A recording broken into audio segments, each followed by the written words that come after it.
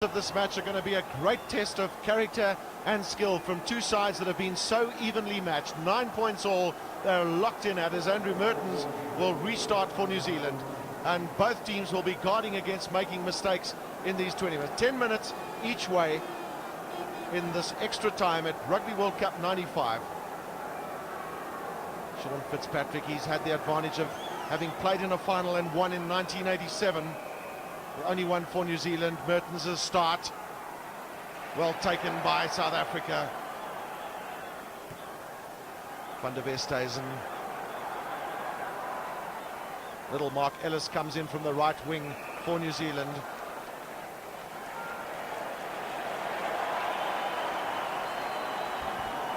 That's Mark Ellis. And that's Morne du Plessis. Well, tension on the side. Poor Barley Swart in the middle has been unable to finish this match. Struggling with a groin injury. Now what does Stransky do? Looking to go inside. That's a hoist from him. Stransky did well to step inside, but Japie Mulder was offside from that kick, so New Zealand, well, this is an opportunity for them. Yes, that's the law that changed a year ago. You're not allowed to advance at all until the kick has put you onside, and this could be a costly penalty for South Africa, because one feels it's in the range of Andrew Mertens here at nearly 6,000 feet above sea level. It's just in front of the halfway line, and Mertens has indicated to the referee that he's going to go for the posts. 9 points each, and there is Stransky. There is his kick, and number 13 you can see in front of him, and that's the reason for the penalty. Well, that was a marginal decision against Japie Mulder.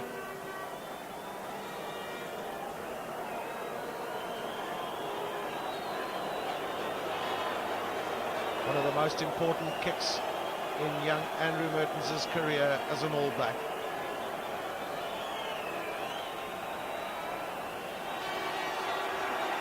Normally showing a lot of confidence. Has he struck that well? A great kick from Andrew Mertens.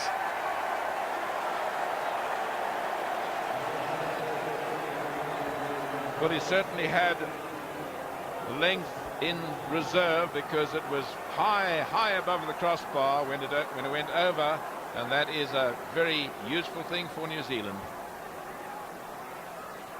Big jump from the New Zealanders. Robin Brooke and Ian Jones have been so good from the takes at those kick-ins. Bishop onto Chester Williams. Well, that ball drifted out.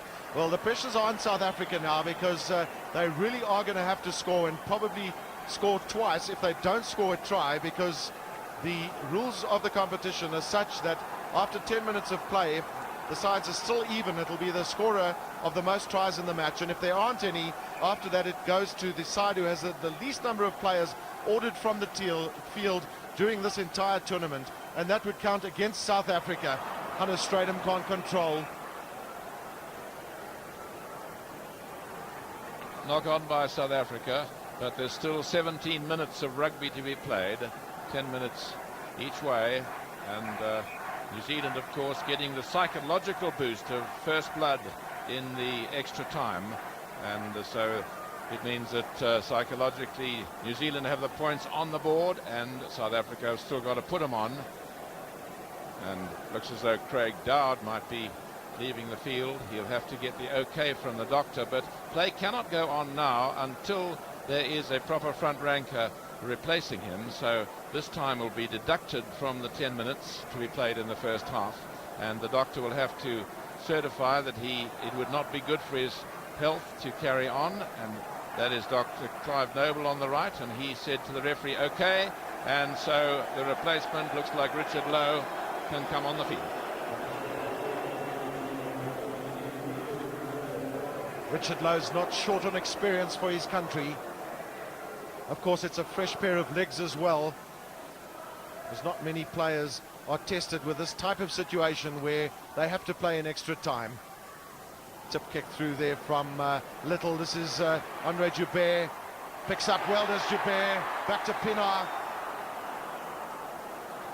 The huge tackle on Francois Pienaar by Zinzan Brook. Chester Williams has had few opportunities in this match. He shrugs off that tackle from Mark Ellis.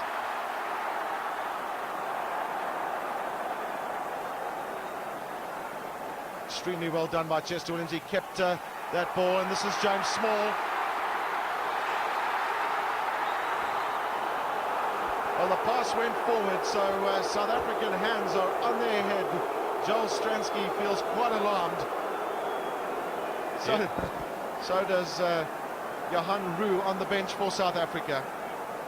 Yes, the referee quite well positioned to see it. Here he is, James Small. Perhaps he hesitated as he passed. Sometimes a straight pass is reckoned to be a forward pass, but the referee is the sole judge of fact, and he says it was forward. And just out of picture, there's another man getting a bit of attention, but the referee says carry on, and if it's not a front ranker, they can insist that play continues. Well, that's little Graham Bishop down, so Andrew Mertens will have to put in for New Zealand.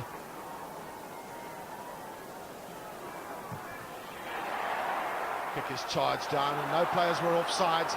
New Zealand moving it wide. Frank Bunce finding space in the middle of the field.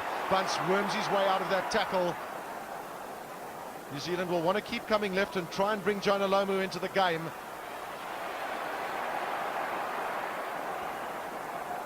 Osborne's support is meritorious there for the All Blacks.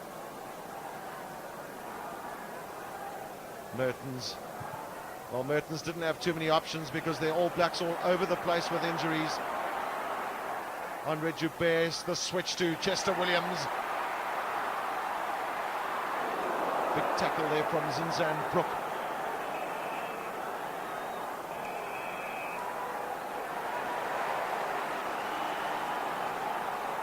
Well, Mark Andrews is down for South Africa, and Chester Williams was very, very heavily tackled. All the New Zealanders are back on their feet. An exception there of Zinzan Brook. This is really energy-sapping stuff. Yes, Mark took a kick there.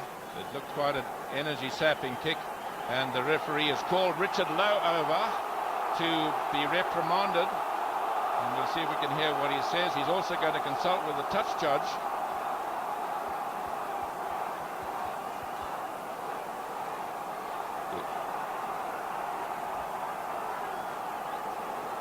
Well, Richard Lowe did not hear the whistle from the referee. That was the indication as he charged in to that ruck, and the penalty is going the way of South Africa, so it'll be some relief for them.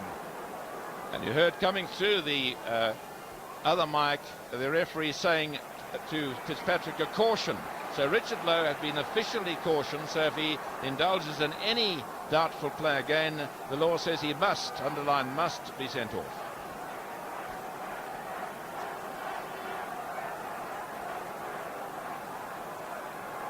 Rousseau looking in the front for Mark Andrews. Well, the All Blacks closed that line out too quickly, so South Africa have the free kick. They will not be able to kick it goal. Tactical appreciation from Francois Pinault is critical. Once again, it's Pieter Durant looking for some form of weakness in the All Black armour. Stransky, switch to Yapi Mulder. Mulder shrugs off that first tackle. It was good play by the big centre.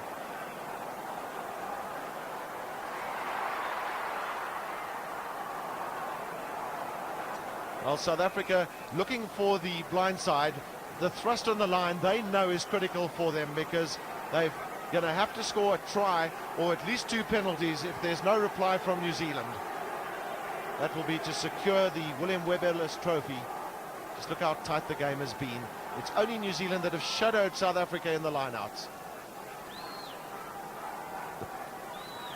The possession that has come, of course, has been of great quality as well, and that's largely been because of Ian Jones. He's the man with the number 4, and he's back in the middle. Fitzpatrick. Again, Jones takes. Well, it's a cat and mouse situation for both teams here at Ellis Park, because they know that the errors now could really cost their side this final in the Rugby World Cup. It's amazing, Gavin, how whenever New Zealand really want the ball from the line out, they use Ian Jones. And what a tower of strength he's been over the years for him. He seems to have that extra little bit of technique and just getting up the high, and his timing and his understanding, of course, with Fitzpatrick is tremendous.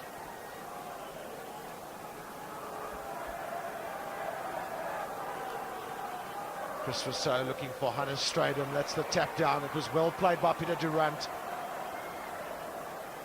Get New Zealand onto the back foot. Stransky. This time the South African midfielder onside. That's the tap down. Pagel picks up. Well, penalty's gone South Africa's way because New Zealand went over the top there. Stopped that ball from coming out.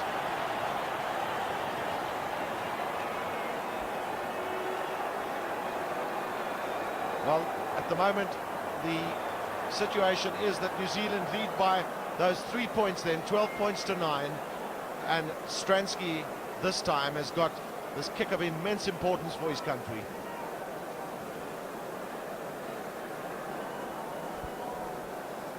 Well, just spare a thought for Stransky. Difficult situation. There's the up and under. And a very good one because it's high enough. It lands outside the 22. No one to do a mark. Back it comes. And Gary Pagel going down and on. Everyone's got to be behind the last line of feet. And the referee had judged that some of the All Blacks were not. This is his kick of great importance from Stransky. Yes, he's got it. Well, remember that we have 2 halves of just 10 minutes in this extra time playoff. And we've had then the 2 penalties, one from Mertens and one from Joel Stransky.